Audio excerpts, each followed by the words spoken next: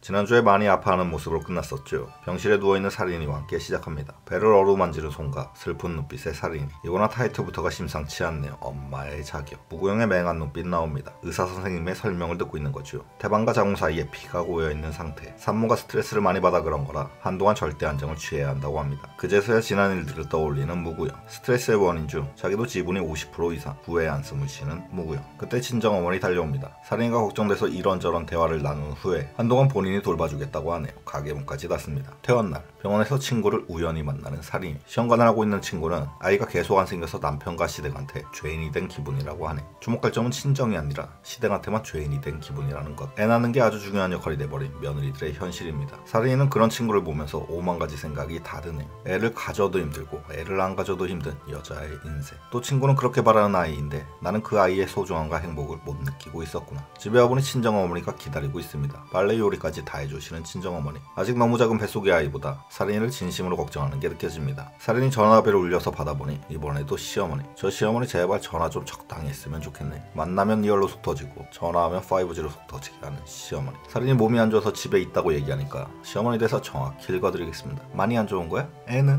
괜찮은 거지? 살인이보다 뱃속의 아이가 더 걱정인 시어머니. 진짜 휴머니즘 완전히 상실한 분이네요. 살인이 이름값 할 때가 됐습니다. 이제 살인사건 나도 너는 무죄. 시어머니만 나와도 속 터지는데 환상의 양산부 시아버지 또 나옵니다. 손주 재우고 나오셨는지 배에 아기띠를 두르셨네요. 모양새가 꼭 방탄조끼 느낌입니다. 총 맞을까봐 배에 방탄판을 둘렀습니다. 전화 마친 시어머니. 아버님께 황당한 대사를 합니다. 살인은 왜 이렇게 골골한 거야? 진짜 저 입에 오버로크 쳐버리고 싶네. 아프고 싶어서 아픈 사람 오는데 아픈 며느리 죄인 취급을 해버립니다. 아까 친정어머니와는 완전히 정반대. 진짜 나이를 어디로 먹었는지 모르겠네요. 첫째 며느리 회사에 급한 일이 생겼네요. 따라서 오늘은 남편이 애를 데리러 가기로 합니다. 시댁에 도착한 남편. 혜린이는 급한 회사 일 때문에 자기가 왔다고 하니 걔는 어떻게 매번 지 새끼보다 일을 먼저 생각하니. 아까 입에 오버로크는 쳤었죠. 다시 못 열게 납땜질까지 해버리고 싶습니다. 며느라기 범죄 영화 나와서 저 시어머니 입에 용접을 해버렸으면 좋겠습니다. 그때 애 데리고 들어오는 시아버지. 그런데 그렇게 먹이지 말라던 사탕을 먹이고 있네요. 당연히 말 안 통하죠. 속 터지는 시어머니 대해서 뻔하니 생략하겠습니다. 답답해서 한숨 푹푹 모고요. 항상 시어머니보다 한 삽을 더 뜨는 시아버지. 뜬금없는 얘기를 합니다. 밖에서 누가 그러는데 둘째는 남동생일 것 같다는 얘기. 그 좋다는 아들 사랑 나왔습니다. 딸귀한 시대 전원일기 대사 하시네. 부부는 한마음 한뜻. 시어머니도 진짜 남동생 봤으면 좋겠다고 받아칩니다. 우스갯소리도 아니고 저게 진심이라는 게 소름 돋네요. 어머니 배에 앞치마 들고 계시죠.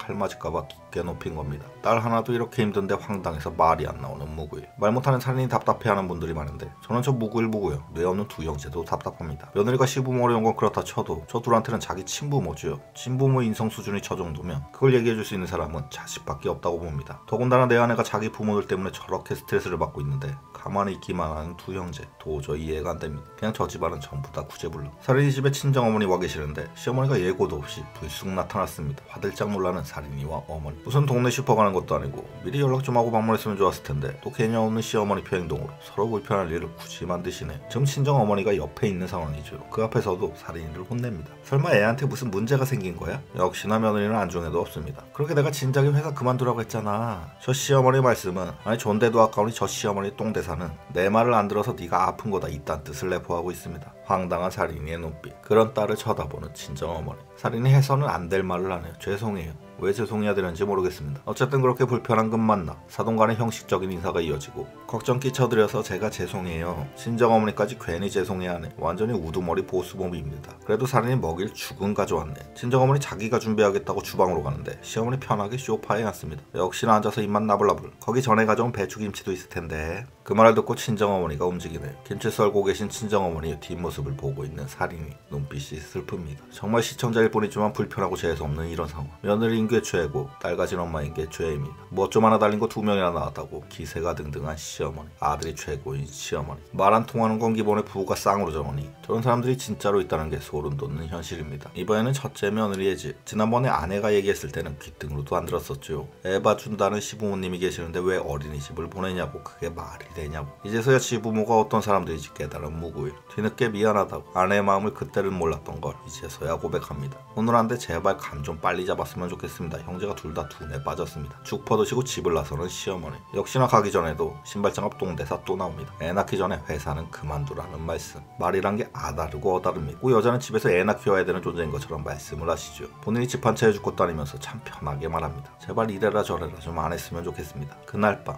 친정어머니께 속내를 털어놓으며 흐느끼는 살인이 임신한 이후로 모든 사람들한테 미안하다고 하네요. 남편도 회사도 시댁도. 세상에서 진심으로 자기를 위해주는 딱 한 명. 친정어머니가 위로해주고 안아주는데도 살인은 서름에 못 받쳐 대성통곡을 하며 그렇게 입원화 며느라기가 끝납니다. 감정이입이 유독 심했던 것이 입원화는 더더욱 힘들었네. 수위 조절에 애를 먹었습니다. 같은 인간 대 인간인데 심한 사람 대우받고 싶어하는 시어머니와 시아버지. 진짜 어디까지 존댓말을 쓰면서 리뷰해야 되는지 모르겠습니다. 작가님 고생하셨습니다. 완전히 괴물 시댁을 탄생시켰습니다. 소름 돋는 건 진짜 완전히 똑같은 빼박 시댁도 현실에 존재한다는 거겠죠. 혹은 더한 집도 있을 겁니다. 모두가 힘내시길 바라며 또 저런 시댁에서는 제발 정신 좀 차리길 바라며 이번 리뷰를 마치겠습니다. 감사합니다.